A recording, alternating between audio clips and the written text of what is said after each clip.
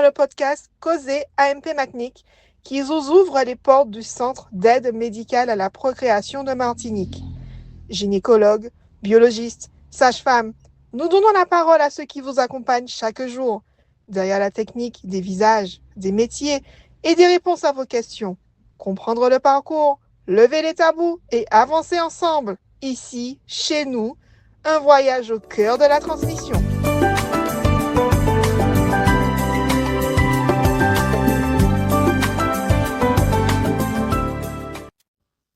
Dans l'épisode numéro 20, le docteur Anne-Gaëlle Vercruys-Dreux, gynécologue responsable du Centre AMP Martinique, vous explique le lien entre l'endométriose et l'aide médicale à la procréation. Anne-Gaëlle, on m'a dit que l'endométriose avait un lien avec l'infertilité. Est-ce que si je suis atteinte d'endométriose, je peux aller faire un point au Centre AMP afin de discuter de ma fertilité et pouvoir identifier s'il y a des risques en particulier pour moi? En effet, Constance, les patientes atteintes d'endométriose peuvent avoir une consultation en centre d'AMP. Il faut savoir aussi qu'il existe donc la filière endométriose à la MFME qui est constituée de différents gynécologues avec plus ou moins de références et de spécificités. En effet, le premier rendez-vous va être avec le gynécologue, de ville qui va, lancer un bilan et en fonction du souhait de la patiente, va l'orienter plutôt vers la filière endométriose ou plutôt directement vers le centre d'AMP. On sait que, l'endométriose est une maladie fréquente puisque une femme sur 10 dans la population générale va être atteinte d'endométriose et que parmi ces 10 environ, 20 d'entre elles, vont avoir des problèmes de fertilité. La prise en charge de première intention de ces femmes, endométriosiques va être la prise en charge, de leurs douleurs pour, améliorer leur qualité de vie. Les symptômes les plus souvent retrouvés vont être des dysménorrhées, c'est-à-dire des douleurs du premier au dernier jour des règles qui ne seront pas calmées par des antalgiques classiques. Des dyspareunies, c'est-à-dire des douleurs pendant les rapports. Des douleurs pelviennes chroniques qui peuvent être en dehors des cycles menstruels. On peut retrouver aussi fréquemment des douleurs à la défécation pendant les règles ou des problèmes à la miction et des douleurs à la miction pendant la période des règles. Cette prise en charge médicale peut être faite par le gynécologue de niveau 1. Le traitement chirurgical de l'endométriose n'a qu'un seul but, c'est de pouvoir réduire les douleurs chroniques et importantes et invalidantes des patientes, mais n'aura pas d'effet sur leur fertilité.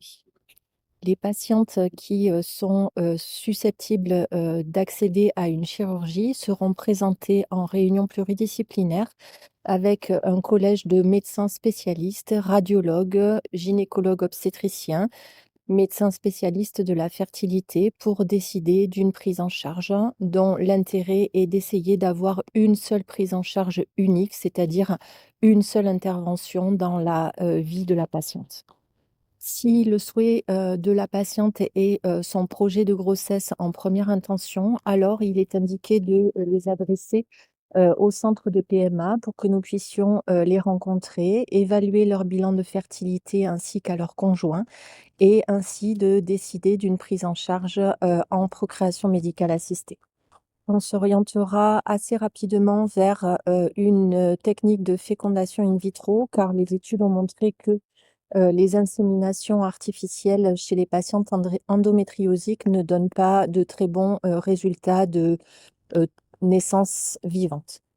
Les patientes ayant de l'endométriose sont aussi orientées vers le centre de PMA pour discuter aussi d'une préservation de la fertilité pour les patientes qui ne sont pas dans un projet de grossesse immédiat, mais qui potentiellement seront à risque d'avoir une intervention chirurgicale, en particulier pour celles qui ont des endométriomes volumineux ou des endométrioses profondes avec multiples adhérences et très symptomatiques pour préserver leur fertilité avant une éventuelle prise en charge chirurgicale.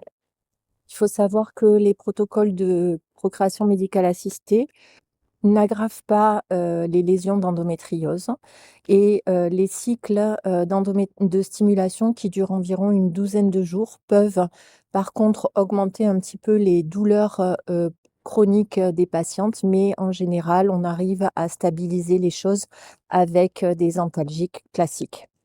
Il existe une pathologie associée ou autonome de l'endométriose qui s'appelle l'adénomiose, qui est extrêmement fréquente. C'est la présence de cellules endométriales qui s'infiltrent dans le muscle utérin et qui, elles, ne modifient pas la fertilité naturelle des femmes, mais qui peut avoir un impact sur la nidation et donc les chances d'implantation embryonnaire. Malheureusement, peu de traitements sont à notre disposition aujourd'hui pour diminuer et traiter cette adénomiose et nous faisons au mieux pour optimiser les transferts d'embryons pour ces femmes qui sont en procréation médicale assistée. Il faut savoir aussi que l'endométriose peut prendre de nombreuses formes et que les formes très étendues d'endométriose ne sont pas corrélées à une fertilité plus importante. En effet, on peut avoir une patiente avec un seul petit nodule d'endométriose qui n'aura jamais de grossesse et une patiente qui va avoir une endométriose très diffuse et qui va tomber enceinte spontanément sans aucun souci. Il est donc important, en fonction du projet de grossesse du couple, de venir consulter en centre AMP afin d'évaluer cette endométriose et cette fertilité spontanée pour pouvoir ensuite prendre en charge les couples au plus tôt en fonction de leurs désirs.